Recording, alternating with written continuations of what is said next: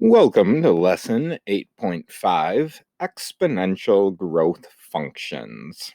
So in 8.5, we're going to look at exponential growth, and in 8.6, we'll be looking at exponential decay.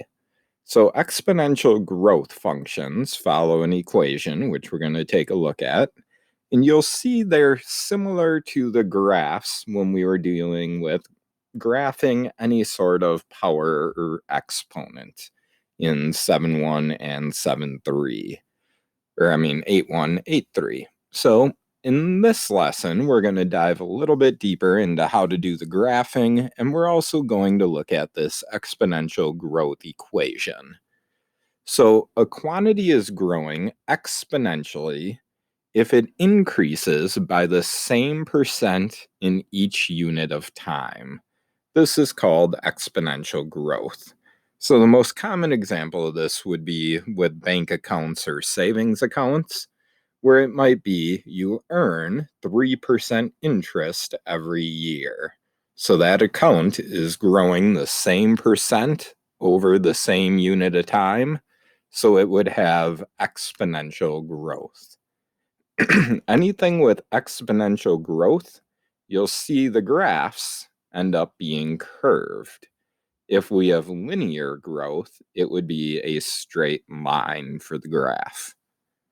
So our exponential growth equation is in the form y equals capital C, then in parentheses 1 plus r, and parenthesis to the t power. So let's make sense of these parts. The capital C is the initial amount. So whatever amount of money we're starting with, whether it's a deposit or just a down payment, whatever it might be. R in this equation is the growth rate. And what you want to keep in mind is that R needs to be written as a decimal, not the percent. So if they tell us it's 12% growth rate, we would have to write that as 0.12, not 12%. So divide any percent by 100 to make it into a decimal. So keep that in mind. So whatever percent you're given, you'd divide it by 100 to make it into the decimal form. And 1 plus r is known as the growth factor. So the growth rate is just r, the growth factor is 1 plus r. And then our power, t, up here is whatever we're measuring for time, whether it's years or months or weeks or days, whatever it could be. So let's start to use this equation, and this is the main and only real equation we're using in this lesson, to make sense of some examples.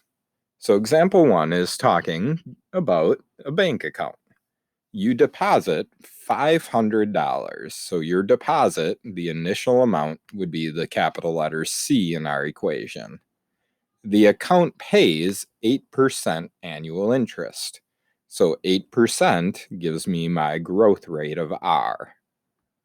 It is compounded yearly, meaning that they pay you out or factor it yearly. What is the account balance after 6 years?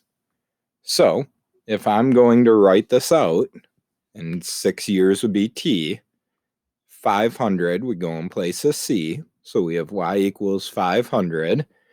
Then in parentheses, 1 plus 8% as a decimal is 0.08, and parenthesis, and they're asking about 6 years, so 6 would go in for t. So then to solve this, we would add the 1 plus 0.08 in the parentheses, and then you do 1.08 to the 6th power, have to do the exponent first, and then multiply it by 500. That gives us approximately 793.437. So because we're dealing with money, we would round that to the nearest cent. So then our account would be at $793.44 after 6 years. So with the interest earned, it was almost $300 interest.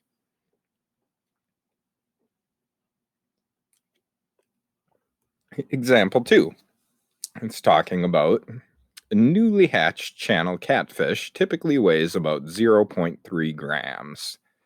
During the first 6 weeks of life, its growth is approximated exponentially, increasing by about 10% each day. So part A just wants us to write a model for the weight of that catfish during the first 6 weeks. So we can make that y in our original equation whatever we want. So I just changed it to a w for weight. So the weight of the catfish equals c, and then in parentheses, the 1 plus rt. So if we look at this scenario, the initial weight, 0.3 grams, would be c. So c is 0.3. The percent each day is 10%, so 10% as a decimal divided by 100 is 0.10. So we have 0.3, then in parentheses, 1 plus 0.10, and parenthesis to the t power for time. So our expression, or our model, technically an equation, would be w equals 0.3, then in parentheses 1.1 to the t. So then they want us to use that model here to find the weight at the end of 6 weeks. So the end of 6 weeks would be 42 days, 7 times 6. So t is 42 days, or 42. So w equals 0.3 times 1.1 to the 42nd. So we would do 1.1 to the 42nd power times 0.3, and the weight of that catfish at the end of 6 weeks is approximately 16.4 grams. Now, example 3. We have a population of 20 rabbits being released into a wildlife region. The population triples each year for 5 years.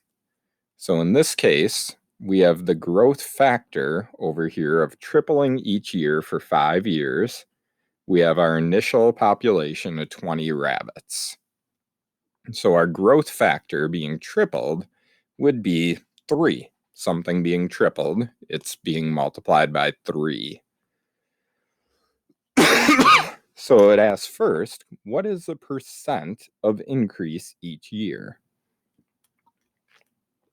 So to figure out our percentage of increase, population tripling would be a factor of 3.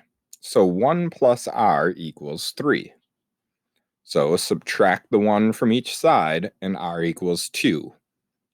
So if I take what r equals, which is 2, multiply by 100, and that means that it's growing 200% each year. So our increase would be 200% each year.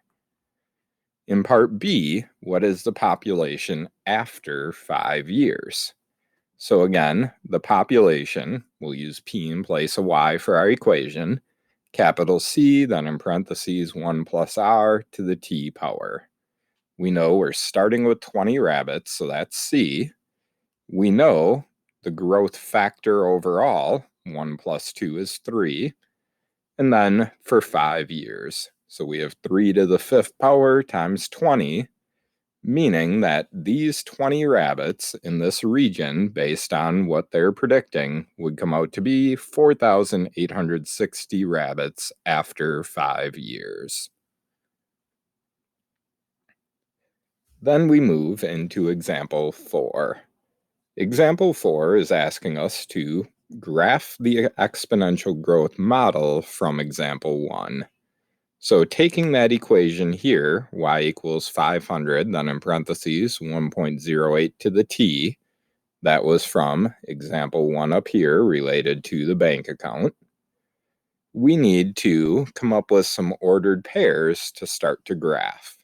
And again, just like in the previous lessons, you want to come up with at least 5 ordered pairs to graph. What you put in for t becomes the x value of your ordered pair, And then what you get out of the equation is your y value. So if I put a 0 in for t, 1.08 to the 0 times 500 is just 500. So my first point is over 0, up 500. Put in a 1, get out 540. Put in a 2, 1.08 squared times 500 is 583. Put in a 3, 1.08 to the third times 500 is 630. And then 1.08 to the 6 times 500 is 793. So here are all the points we need to graph. So across the x-axis on the bottom would be our time in years, and I just went by ones. The y-axis on the side would be that balance or dollar amount. So then I went by hundreds there. Could have gone by 50s if you wanted to, but going by hundreds for that scale. Then I plotted my 5 points: over 0 up 500, over 1 up 540, over 2 up 583, and so on. And you can see we have a slight curve forming here. Now what you'll notice is the bigger the growth factor here, the harder the curve or sharper the curve is right away. So if we look at example 5, we're using the model from example 3, so the rabbit population, to create our graph. So our equation there was p equals 20 times 3 to the t power. So in this case, I'm choosing numbers to put in for t, and p will be my y value. So if I put in a 0 for t, after no days, no time, we still have 20 rabbits. After the 1 here for t, we would have 60 rabbits. Put in a 2 for t, 180. 3 for t, we get 540. 4, 1620. And 5, 4,860. So now you'll see that this graph has a much, much, much sharper curve and grows a lot quicker. And that's due to the growth factor here being larger. So again, my scale on the bottom, I just skipped each or every other line, I should say. So went by half a year technically across the bottom. Along the side, for my y value in population, I went by 400s. So then for the first year, over 0 up roughly where the 20 is. Then the next one, over 1 up 60, over 2 up 180, over 3 up 540, over 4 up to 1620, and over 5 up to 4,860. And then do your best to sketch in the curve connecting the dots. So the key to exponential growth comes back to this initial equation, with c being the initial amount, r on its own is the growth rate, 1 plus r is the growth factor, and t is time. And remember, r is a percentage, but we write it as a decimal in the equation. So to convert the percent to a decimal, you need to divide by 100.